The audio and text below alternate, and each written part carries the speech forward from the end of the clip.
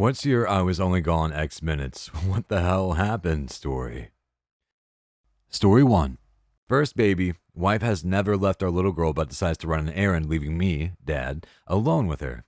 I assure wife all will be well in her short absence. Kid is sleeping in my arms. All is quiet.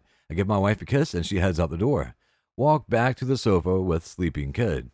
Notice kid could use a diaper change. Set baby on changing table. I take off old diaper. Baby wakes up. Proceeds to erupt with a volcano of projectile diarrhea.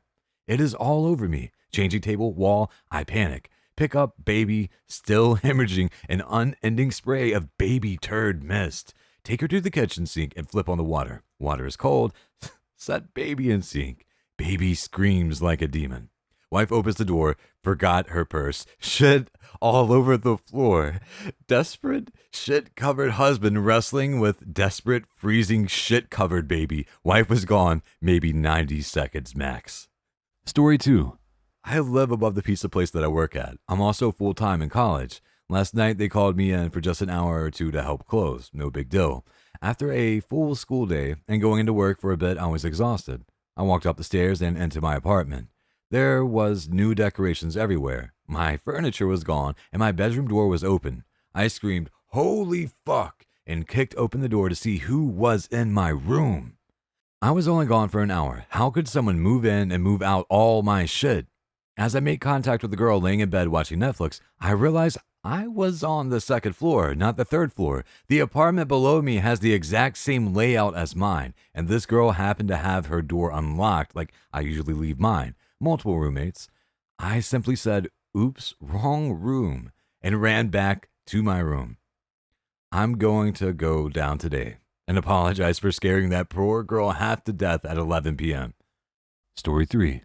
One night I was on my own and decided to make a nice meal for myself. I spent about half an hour preparing and baking a delicious chicken breast with sun-dried tomatoes and brie cheese. So I got everything ready, set up my dinner and my beer on the coffee table, and sat down to eat and watch some TV. At this point, my cat waltzed in and sat on the couch next to me. He then dropped something out of his mouth next to me. I turned to look at it. It was a snake. Shit. Okay, no big deal. It's not a big one. So I got up and grabbed some snake wrangling tools, a dustpan, and a brush, and scooped this little guy up. I walked out the front door and tossed the snake back into the bushes, hoping the cat won't go after it again. I was gone for about 15 seconds.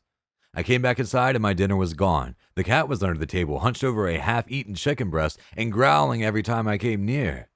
And that's the first time my cat distracted me with a snake in order to steal my dinner. Story 4. I left my 2-year-old twins for 2 minutes.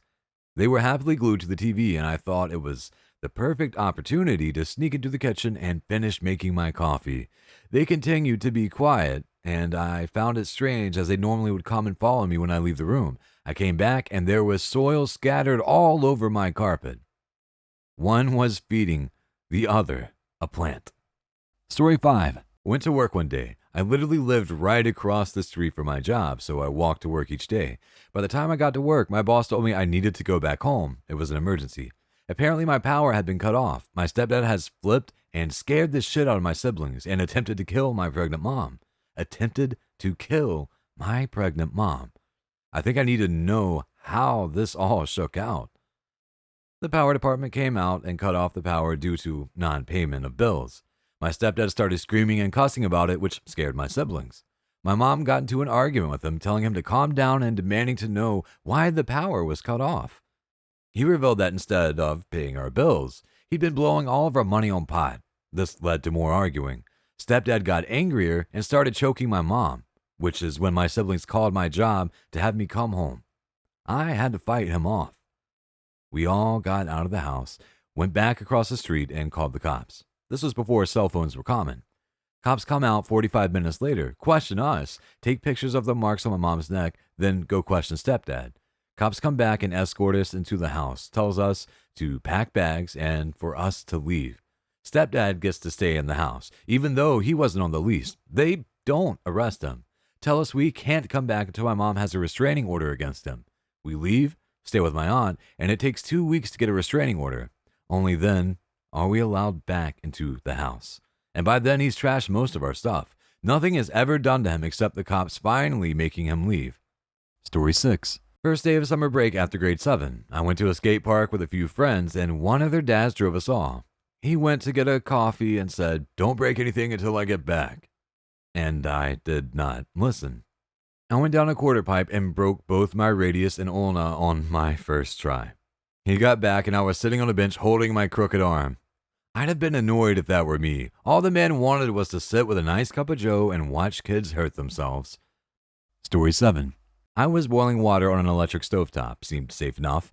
Left for 30 seconds, came back, entire stove was on fire with 2-foot flames. Someone had let some oily food fall between the burner and the tinfoil we kept underneath. Another 30 seconds and the kitchen would have caught fire. Story 8. I experienced being hunted by a tow truck in Chicago. A friend and I were delivering a couple big monitors to his apartment. We pulled around behind the building, but he didn't have the key for the back door, so we quickly ran around front and came out the back door of his apartment to see the car gone. Like, not going, or the tow truck loading up the car. It was gone. We couldn't have taken more than 90 seconds. Story 9. I grew up in the country. One day in high school, I came home, made myself a snack, and then went back outside to eat my snack on the deck. When I got home, the yard was empty. When I came back out, there was a zebra in the yard. And that's how we found out the new neighbors ran an exotic animal petting zoo and that they weren't very good at it. They lived there for a couple of years and we got really nonchalant about that zebra getting out. My grandma came to visit once and came in all a tizzy about it. I think it was even more shocking when our response was basically, "That damn zebra again." My grandmother lived in the middle of nowhere, but had a couple of neighbors. One decided to raise alpacas. You have not lived till you've seen an overweight redneck animal control officer in shorts chase after an angry alpaca with a catch pole. Like, for an hour. Twice. Story 10. I was in middle school. I went to the bathroom because the lesson was boring me out of my mind. I was 12. And stayed there for 10 minutes.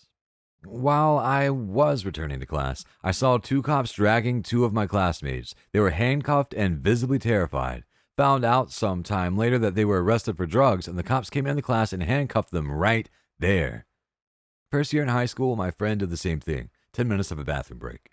When he came back, the teacher was projecting porn from his laptop. There was a lot of screaming. Story 11. I was watching TV and went to my room to get my phone charger. I was gone 2 minutes max. When I got back, a goat was on the coffee table. It scared the shit out of me.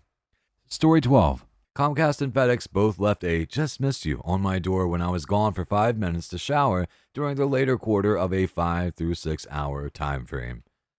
They may have well come and just left notices without even knocking. I've caught both UPS and FedEx at different points, stop, get out with the form, stick it on the door, and run back to the truck.